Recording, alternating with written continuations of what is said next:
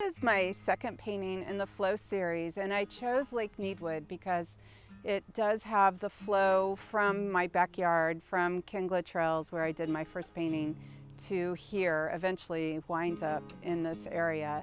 And Lake Needwood was man-made in 1965 by damming Rock Creek.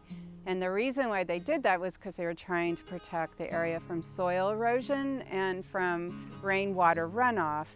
And it also has a cleansing effect for our water supply because the sediment from the rainwater runoff kind of seeps down to the bottom of the lake, and then the water is more purified when it drains back into our sewer systems through the waterways and back into Rock Creek Park. So, but everything that is in my backyard eventually can end up here and in your backyard, anyone that lives in this area. And you can see eventually, if you can pan over the hills that come down to this lake.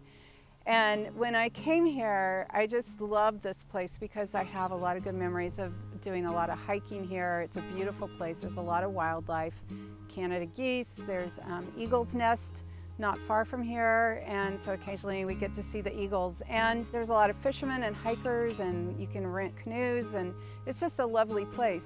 But because there's a lot of people here, between the runoff from the rainwater from the sewer system, there's also a lot of trash left behind, unfortunately. And so every time I come here to paint, I bring a garbage bag and a glove, and I go and I pick up, and I find cigarette butts, I find plastic bags, plastic bottles, glass bottles, fisherman lures and lines. And so all of that stuff ends up in our water and then goes on down through Rock Creek to the Potomac and to the Chesapeake Bay and on out to the ocean. So the painting here is captured by doing plein air painting, which is quite fun to be out in the elements, and you got to remember your bug spray and your sunscreen and sometimes a hat. But this painting's finished, so I'm not going to be painting on it today. But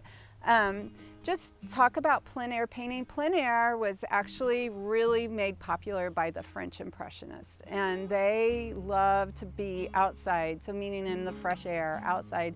No four walls, and artists are not in their studios when they're doing plein air painting. And the beauty of that is capturing the light. So if you can look out at the beautiful lake here, we have an overcast day, so there's not a lot of reflection on the lake, but as the sun comes out, all of a sudden these beautiful reflections show up on the water, and it's changing throughout the day. So it's quite challenging because some days I would come and I would spend maybe 5 or 6 hours or 7 hours here.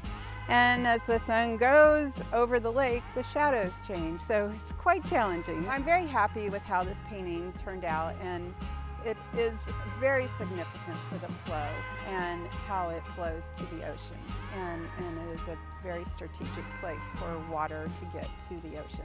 So I'm just going to show you some of the trash and picking up the trash and how we all need to do this. If you go to the parks and take your trash bag and pick up, make sure you bring a glove. And the plastic water. Glad the video was off. Well, that happens too out here sometimes. Yeah. Did you have the sound off? Oh my gosh. That is a danger of being out here in these parks, is that, you know, we've had so much rain and these trees are very shallow rooted, and it doesn't take much to bring them down. And yeah, that was nature at our finest and deadliest.